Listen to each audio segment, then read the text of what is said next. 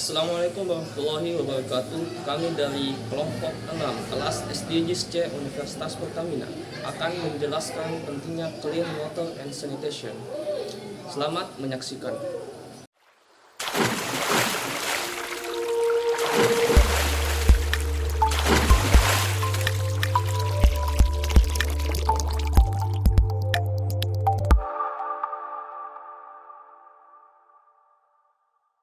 Air bersih dan sanitasi merupakan salah satu permasalahan klasik yang tak kunjung tuntas di Indonesia.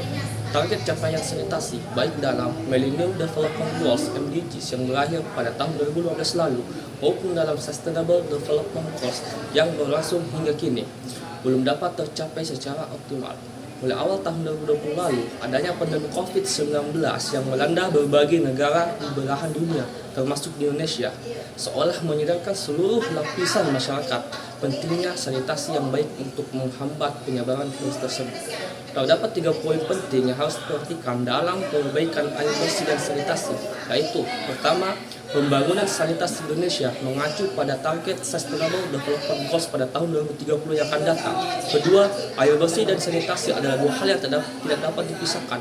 Ketiga, fasilitas sanitasi yang layak untuk memenuhi standar kesehatan masyarakat.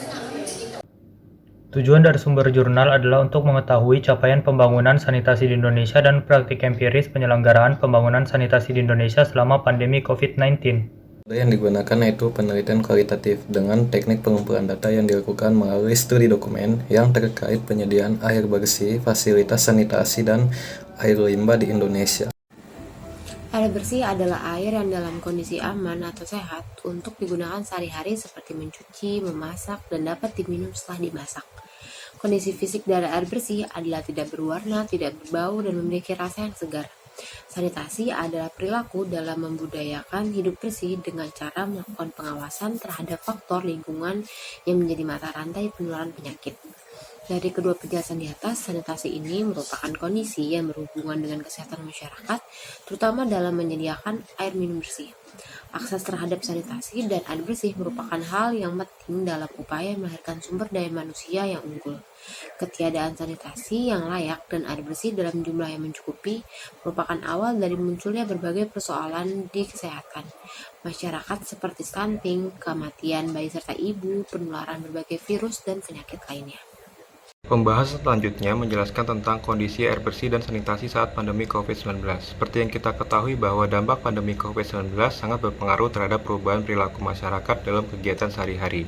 Selain memberikan perubahan perilaku, pandemi saat ini juga memberikan edukasi kepada kita bahwa air dan sanitasi yang bersih sangatlah penting. Contoh nyata dari perubahan perilaku masyarakat adalah seperti gerakan cuci tangan pakai sabun. Namun, perlu disadari juga perilaku sering mencuci tangan dan mandi telah menyebabkan konsumsi air bersih meningkat secara signifikan, sehingga diperlukan suatu aksi bagi pemerintah untuk menyediakan akses dan ketersediaan air bersih bagi seluruh masyarakat. Bentuk nyata pemerintah mengatasi hal ini, contohnya seperti di kawasan DKI Jakarta, yang sudah terdapat 62% masyarakat mendapatkan akses layanan air perpipaan, dan 64% masyarakat memiliki fasilitas cuci tangan di rumah. Slide selanjutnya, selain pemerintah sudah cukup menangani beberapa permasalahan terkait air bersih dan sanitasi di Indonesia, namun terdapat juga polemik kerugian bagi industri penyedia air minum, karena selama pandemi ini dari segi bisnis menurunkan pendapatan mereka, dikarenakan beberapa kebijakan pemerintah, contohnya seperti PSBB. Oleh karena itu, kondisi seperti inilah yang mungkin kedepannya menjadi catatan untuk pemerintah dalam membuat solusi atas beberapa permasalahan yang ada. Baik, selanjutnya saya akan menjelaskan tentang pembangunan dan sanitasi berdasarkan SDGs. SDGs terdiri dari berbagai tujuan bersama yang bersifat universal, yakni lingkungan, sosial, dan juga ekonomi. Di samping 3 target tersebut, terdapat beberapa target lainnya. Di antaranya, target pertama adalah secara signifikan efisiensi penggunaan air di semua sektor, dan menjamin penggunaan dan pasokan air tawar yang berkelanjutan untuk mengatasi kelangkaan air. Dan secara signifikan mengurangi jumlah orang yang menderita akibat kelangkaan air. Lalu target yang kedua adalah menerapkan pengelolaan sumber daya air terpadu di semua tingkatan, termasuk melalui kerjasama lintas batas yang tepat. Lalu target yang ketiga adalah melindungi dan merestorasi ekosistem terkait sumber daya air, termasuk air dari pegunungan, hutan, lahan basah, sungai, dan danau. Lalu target yang keempat adalah memperluas kerjasama dan dukungan internasional yang dapat membantu dan membangun kapasitas bagi negara-negara berkembang dalam program dan kegiatan air dan sanitasi, termasuk penanganan air, pemanenan air, desalinasi, efisiensi air, pengelolaan air limbah, daur ulang, dan juga teknologi daur ulang. Lalu target yang terakhir adalah mendukung dan memperkuat partisipasi masyarakat lokal dalam meningkatkan pengelolaan air dan sanitasi. Capaian pembangunan air bersih dan sanitasi di Indonesia. Hasil temuan yang pertama yaitu distribusi air kurang merata. Berdasarkan dari data survei referensi Lokadata, dapat dilihat persebaran dari distribusi air bersih atau konsumsi air layak di seluruh Indonesia. Dapat dilihat bahwa di wilayah yang minimnya akses air utama untuk minum bukan hanya terjadi di Indonesia bagian timur saja, yang identik dengan keterbatasan infrastruktur.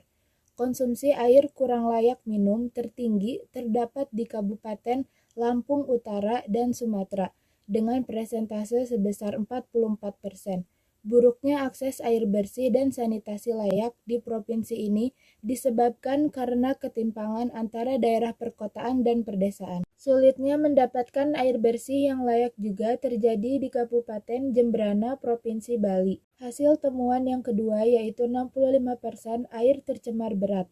Berdasarkan dari data survei referensi Kementerian Lingkungan Hidup dan Kehutanan, dapat dilihat status kualitas air sungai Indonesia yang cukup bersih atau memenuhi dan tercemar atau tidak bersih. Sejak tahun 2013 sudah tidak ada lagi sungai berstatus memenuhi. Jumlah sungai dengan status memenuhi hingga cemar ringan juga 0 per 2014. Sementara sungai berstatus memenuhi cemar sedang per 2015 berjumlah 0. Selanjutnya yang ketiga adalah tantangan pemenuhan air minum di masa pandemi. Tabel 2 di samping menunjukkan bahwa walaupun tidak semua sektor sudah memiliki data yang lengkap, namun dari tahun ke tahun sudah ada peningkatan dari target di beberapa sektor. Akses terhadap sumber air yang layak dan juga layanan sanitasi yang layak mengalami peningkatan sedikit demi sedikit. Yang masih menjadi tantangan adalah penambahan kapasitas air baku untuk penyediaan air minum. Dari data Dinas Pekerjaan Umum Perumahan dan Energi Sumber Daya dan Mineral menunjukkan bahwa kapasitasnya dari ke tahun masih sama, yakni 500 liter per detik. Tantangan berikutnya adalah peningkatan kualitas air sungai menjadi air baku. Pencemaran di beberapa sungai, khususnya yang berada di Pulau Jawa, adalah salah satu kendalanya. Sementara jumlah penduduk di Pulau Jawa yang sedemikian padat tentu membutuhkan suplai air bersih dengan kapasitas yang besar, kualitas yang sesuai dengan standar kesehatan, dan aliran yang kontinu.